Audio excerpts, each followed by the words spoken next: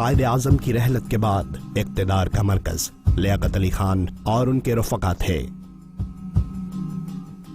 کہا جاتا ہے کہ اس دور میں اختلاف رائے اور عدم برداشت کی سیاست فروغ پائی۔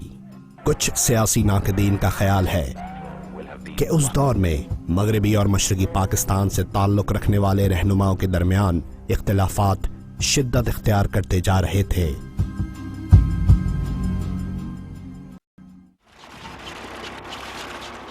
انیس سو 49 میں دستور ساز اسمبلی نے قرارداد مقاصد منظور کی، جس پر بنگال کے رہنماؤں نے تحفظات کا اظہار کیا۔ تو ان کا ایک رویہ زیادہ جمہوری تھا، اس کو ہم سیکولر بھی کہہ سکتے ہیں۔ قرارداد مقاصد سے کوئی انسانی حقوق کے لیے اس میں کوئی ایسا زیادہ وہ نہیں تھا، تحفظ کے لیے کوششیں۔ لیاقت علی خان اور مغربی پاکستان کی بیوروکریسی وہ ان پر حکمرانی کرنا چاہتی ہے، ان کو اپنے برابر کا ان کو رکھنے کو تیار نہیں ہے، اس لیے وہاں پہ مطالبات شروع ہو گئے۔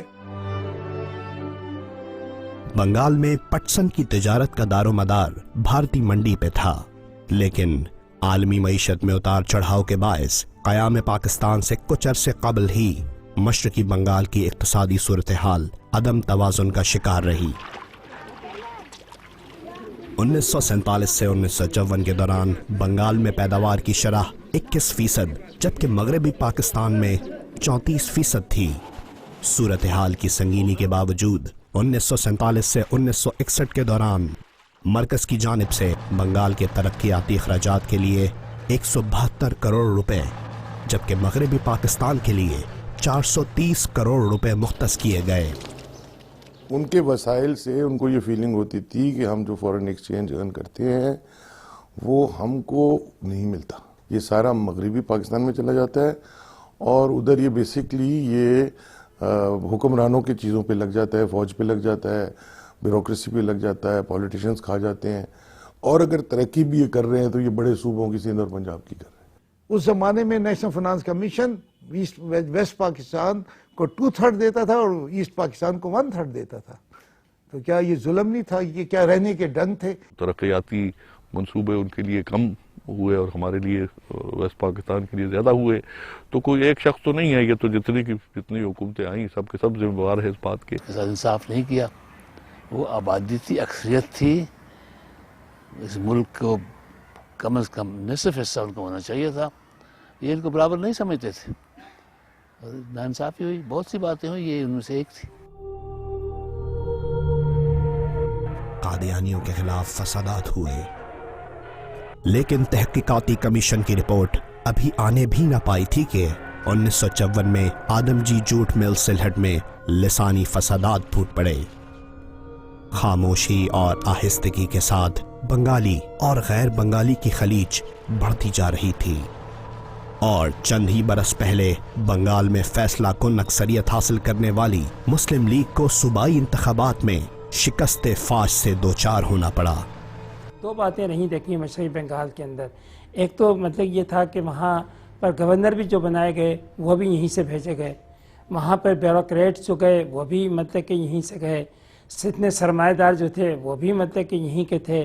نتیجہ اس کا یہ تھا کہ وہاں پر ایک شروع سے ہی مسلم لیگ کے خلاف ایک رجحان پیدا ہو گیا تھا، اس لیے جب یہ الیکشن ہوئے ہیں تو مسلم لیگ نے چونکہ عام آدمی کو کوئی سہولت نہیں دی تھی، کوئی مسائل حل نہیں کیے تھے، تو بری طرح ناکام ہوئی۔ بہت بڑے بڑے جو وہاں پہ قداور لیڈر تھے بنگالی، وہ سب جو ہے عوام نے ان کو مسترد کر دیا، کیونکہ اب یہ ایشو بالکل کھل کے سامنے آ گیا تھا کہ ان کو وہ حقوق نہیں دیے جا رہے جس کے لیے انہوں نے خواب دیکھے تھے۔ بنیادی طور پہ مسلم لیگ کبھی پولیٹیکل پارٹی بنا ہی نہیں، تو اس کی شکست اور ریختہ کا مسئلہ ہی نہیں رہا۔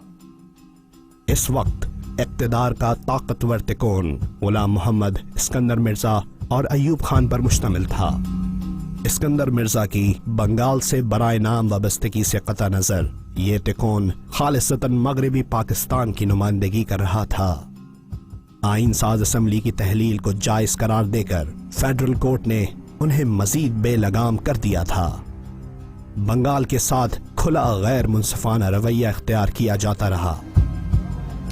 1955 میں 1 یونٹ قائم کیا گیا، जिस के तहत बंगाल की 54% से ज्यादा आबादी एक अनोखे कानून के जरिए मुल्क की आबादी का 50% हिस्सा करार दी गई।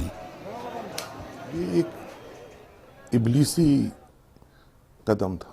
बंगाल की जो क़यादत थी, उन्होंने ये समझा कि इनके मगरबी पाकिस्तान के लोगों के हम पर कोई शक व शुबहात हैं, और ये जो पैरिटी का निज़ाम लाए हैं और 1 यूनिट को ला के उन्होंने अब हमें काउंटर किया है, ये कोई इसका ताल्लुक पाकिस्तान की बका और सालमियत और इस्तेकाम के लिए नहीं है, बल्कि इसलिए है कि ये ख़ानदानों की और इंडिविजुअल की बका और सालमियत का तहफ़्फ़ुज़ किया गया है। ये भूल गए कि जमहूरियत की रूह ही अक्सरियत की मर्जी होती है। उसमें ज़्यादा जो रोल है वो पाकिस्तान के फ्यूडल सियासतदान, खाकी और जो दूसरी ब्यूरोक्रेसी थी, इन लोगों ने अदा किया। 1 यूनिट के उसूल के तहत मशरकी पाकिस्तान में ढाका और मगरबी पाकिस्तान में लाहौर को दारुल खिलाफा करार दिया गया। उन्होंने मेरे वालिद से कहा था कि यारा कम अज़ कम मैंने उनको एक कैपिटल तो बना दिया है जो वो बाद में इनके काम आएगा। ये सिर्फ अयूब खान नहीं थे, यहाँ की पूरी इस्टेब्लिशमेंट और हमारी फौज के जर्नैलों की ये राय थी। उस वक्त ये सोच थी, यहाँ सिर्फ अयूब खान की नहीं, बहुत से लोगों की ये सोच थी। ये उसकी अक्कासी कर रहे थे अयूब खान। वो पहले सरबराह थे जिन्होंने कुछ कोशिश की कि बंगालियों को मेन स्ट्रीम में लाया जाए, बढ़ता हुआ फासला दोनों के दरमियान वो कम किया जाए। लेकिन जहाँ पर वो उन्होंने गलतियाँ की हैं, वो उन्होंने बंगालियों को पर एतमाद नहीं किया। एक तस्वुर डेवलप किया गया कि बंगाली क्या है, बंगाली कद का छोटा होता है, शक्ल का काला होता है, वो किसी काबिल नहीं होता, उसे लड़ाई के काबिल नहीं होता। जब वक्त आया तो उन्होंने मार मार के बुरकस निकाल दिया था, वो अलग बात है। यार बंगालियों को कोई भी अच्छा नहीं समझता था, सच बात है। 1956 से 1958 के दौरान इक़्तिदार में आने और जाने की आंख मचोली जारी रही। इस दौरान सिर्फ एक बंगाली रहनुमा हुसैन शहीद सुहरवर्दी को इक़्तिदार में हिस्सेदार बनाया गया। ब्यूरोक्रेसी और फौज दिन ब दिन ताकतवर होते रहे और इन इदारों में बंगाल से ताल्लुक रखने वालों की तादाद ना होने के बराबर थी। पाकिस्तानी मिलिट्री एलीट ओहदा लेफ्टिनेंट जनरल, मशरकी पाकिस्तान 0, मगरबी पाकिस्तान 3, ओहदा मेजर जनरल, मशरकी पाकिस्तान 0, मगरबी पाकिस्तान 20, ओहदा ब्रिगेडियर, मशरकी पाकिस्तान 1, मगरबी पाकिस्तान 34, ओहदा कर्नल, मशरकी पाकिस्तान 1, मगरबी पाकिस्तान 49, ओहदा मेजर, मशरकी पाकिस्तान 10, मगरबी पाकिस्तान 590, ओहदा मजमूई नेवल ऑफिसर्स, मशरकी पाकिस्तान 7, मगरबी पाकिस्तान 593, ओहदा मजमूई एयर फोर्स ऑफिसर्स, मशरकी पाकिस्तान 40, मगरबी पाकिस्तान 640,